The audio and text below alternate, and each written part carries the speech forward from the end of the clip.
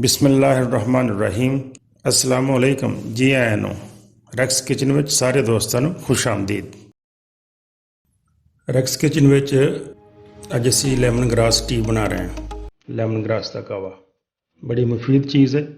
ਸ੍ਰੀਲੰਕਾ ਤੇ ਇੰਡੀਆ ਦੇ ਕੁਝ ਇਲਾਕਿਆਂ ਦੇ ਵਿੱਚ ਪਾਇਆ ਜਾਂਦਾ ਹੈ। ਦਿਲ ਦੇ ਮਰਜ਼ਾਂ ਵਾਸਤੇ ਬਹੁਤ ਅੱਛੀ ਚੀਜ਼ ਹੈ। ਲੈਮਨ ਗ੍ਰਾਸ ਦਿਮਾਗ ਦੀ ਤਾਕਤ ਵਾਸਤੇ ਵੀ ਬੜਾ ਅੱਛਾ ਹੈ। ਮੋਟਾਪੇ ਨੂੰ ਵੀ ਕਮ ਕਰਦਾ ਹੈ। ਲੈਮਨ ਗ੍ਰਾਸ ਦਾ ਕਾਵਾ ਪੀਣ ਨਾਲ ਰੈੱਡ ਸੈੱਲਸ ਦੀ ਮਿਕਦਾਰ ਵੀ ਜਿਸਮ ਵਿੱਚ ਬਹੁਤ ਜ਼ਿਆਦਾ ਹੁੰਦੀ ਹੈ, ਜਿਹਨੂੰ ਖੂਨ ਬਹੁਤ ਪੈਦਾ ਕਰਦਾ ਹੈ। ਮਿਹਦੇ ਵਾਸਤੇ ਵੀ ਬੜਾ ਅੱਛਾ ਹੁੰਦਾ ਹੈ। ਸ਼ੂਗਰ ਦੇ ਮਰੀਜ਼ ਵੀ ਇਹਨੂੰ ਪੀ ਸਕਦੇ ਆ। ਸ਼ੂਗਰ ਵਾਸਤੇ ਵੀ ਬੜਾ ਮੁਫੀਦ ਸਮਝਿਆ ਜਾਂਦਾ ਹੈ। 1 ਕੱਪ ਰੋਜ਼ਾਨਾ ਸ਼ਾਮ ਨੂੰ ਖਾਣੇ ਤੋਂ ਬਾਅਦ ਪੀਣਾ ਚਾਹੀਦਾ ਹੈ। ਕਾਵਾ ਬਣਾਉਣਾ ਵੀ ਬੜਾ ਆਸਾਨ ਹੈ ਅਤੇ ਉਹ ਮੈਂ ਤੁਹਾਨੂੰ ਦੱਸਾਂ ਕਿ ਲੈਮਨ ਗ੍ਰਾਸ ਦਾ ਕਾਵਾ ਕਿਸ ਤਰ੍ਹਾਂ ਬਣਾਉਣਾ ਹੈ। ਬਰਤਨ 'ਚ ਥੋੜ੍ਹਾ ਜਿਹਾ ਪਾਣੀ ਪਾ ਲਓ। ਮੈਂ ਤਕਰੀਬਨ 4 ਕੱਪ ਪਾਣੀ ਦਾ ਇਸਤੇਮਾਲ ਕਰ ਰਿਹਾ।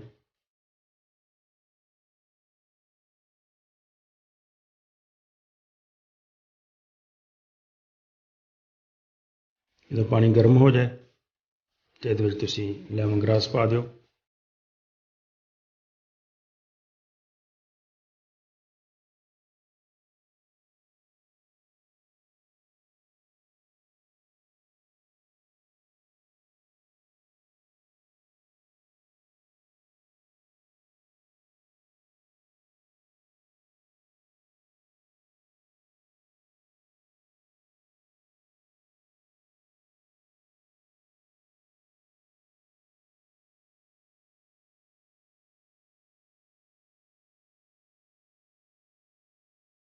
ਥੋੜ੍ਹੀ ਦੇਰ ਪਕਾਓ ਅਤੇ ਨਾਲ 1 ਚਮਚ ਰੈਗੂਲਰ ਚਾਏ, ਆਮ ਚਾਹ ਦੀ ਪੱਤੀ ਜਿਹੜੀ ਆ ਉਹਦਾ 1 ਛੋਟਾ ਚਮਚ ਤੁਸੀਂ ਉਹ ਵੀ ਪਾ ਲੈਣਾ।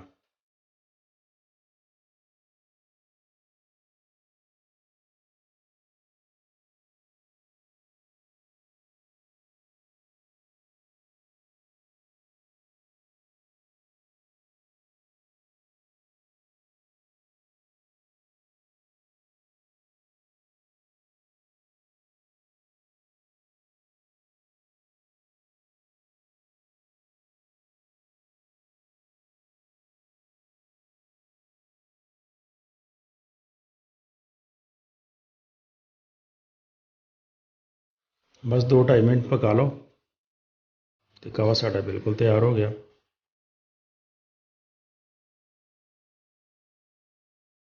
ਹੁਣ ਅਸੀਂ ਇਹਨੂੰ ਕੱਪ ਦੇ ਵਿੱਚ ਪੁਣ ਲੈਂਦੇ ਹਾਂ। ਇਸ ਤਰ੍ਹਾਂ ਇਹਨੂੰ ਪੁਣ ਲਵੋ।